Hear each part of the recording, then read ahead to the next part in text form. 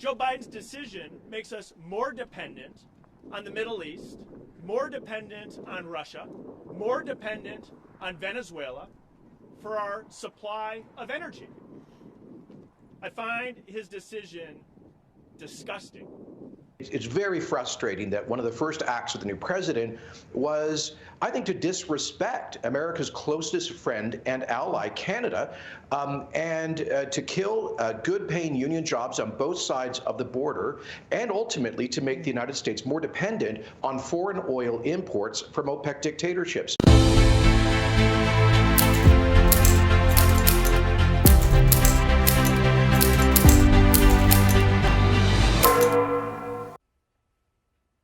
Been nearly 4 years to the day since President Trump greenlighted construction on the Keystone XL pipeline. This clip shows Donald Trump in the White House greenlighting the order. With regard to the construction of the Keystone Pipeline, something that's been in dispute, and it's subject to a renegotiation of terms by us. We're going to renegotiate some of the terms, and if they'd like, we'll see if we can get that pipeline built. A lot of jobs, 28,000 jobs. You might remember at this time, his conversations with foreign leaders were being leaked on a regular basis. He was accused of ruining relationships with our closest allies. So will the same now be said potentially of President Biden? Later today, he's going to speak with the Canadian Prime Minister Justin Trudeau. After bringing us back to the Obama days, blocking the XL project, which would have secured the transport of 830,000 barrels of oil each day, which firms up our energy independence, of course. Trudeau called this disappointment by the new President Biden, quote, disappointing. The premiers and I talked about the United States decision on the Keystone XL pipeline. I am, of course, disappointed with this choice. Other officials there are going further, talking about sanctions or retaliation against the United States. Joining me now exclusively, Alberta Premier Jason Kenney. Premier Kenney, thank you very much. Good to have you here today. Great to be here.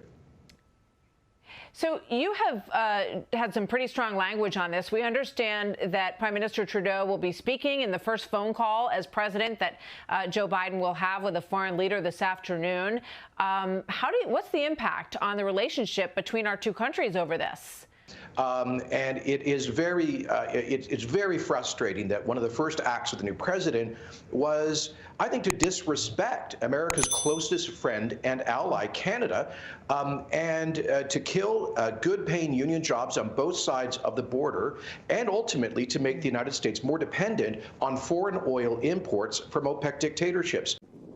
Joe Biden needs to reconsider his decision immediately. Think about this. On Joe Biden's first day in office, thousands of people received a notice that they've been laid off of their job. These are jobs, good-paying jobs, $80,000, $90,000 a year, $30, $40 an hour jobs are laid off. Sometimes it seems abstract that a pipeline in North and South Dakota moving oil and gas from Canada to the United States could impact Wisconsin workers. But as you stand here at Michael's today, as you stand and look at the men behind me, these are the type of workers that lost their job this week. Joe Biden needs to reconsider this action immediately. We don't understand it, and at the very least, we believe that those who've invested in this project, trusting in the regulatory process in the U.S., should be compensated by the U.S. administration. Yeah, well, you make a lot of great points there. I want to unpack some of those with you, if I may. One of them is that one of the greatest achievements we've seen in the past several years for the United States and Canada, for all of North America, is energy independence. So if you're Saudi Arabia and you're looking at the cancellation of this deal today, what's going through your mind? Exactly. This is a good day, a good decision for the OPEC producers in reducing Canadian shipments of energy to the world's largest energy consumer. In particular, Keystone XL would, like the current Keystone Pipeline, largely ship Alberta heavy crude, and many of the U.S. refineries down along the Gulf Coast are keyed up to process heavy. If they don't get it from Canada, they've got to get it from places ultimately like Venezuela, and I don't see how that that's in the interests of the United States. So Joe Biden's decision makes us more dependent on the Middle East, more dependent on Russia, more dependent on Venezuela for our supply of energy. I find his decision disgusting.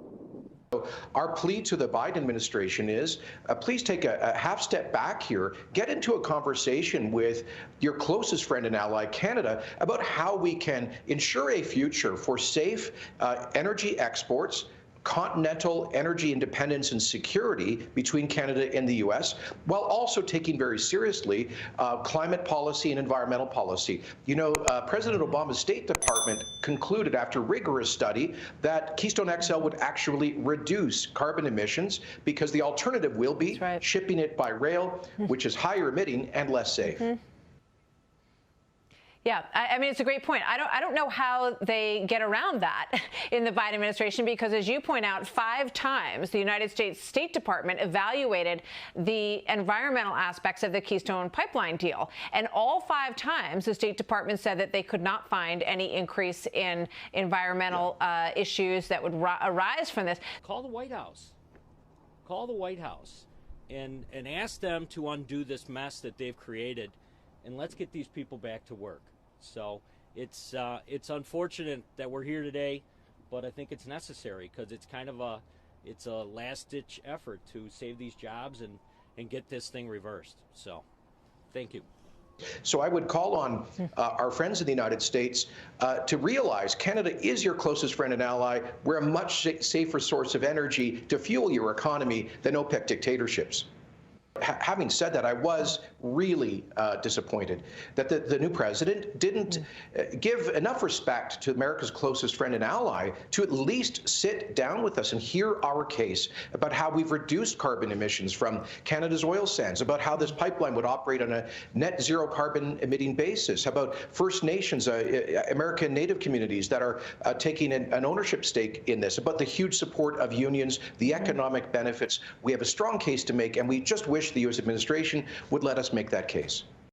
For more than 65 years, TransCanada has been a leader in the responsible development and safe operation of North American energy infrastructure.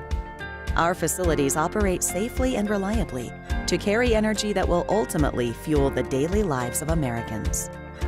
The Keystone XL pipeline offers a safe, reliable, and environmentally responsible way to deliver crude oil to markets in the U.S.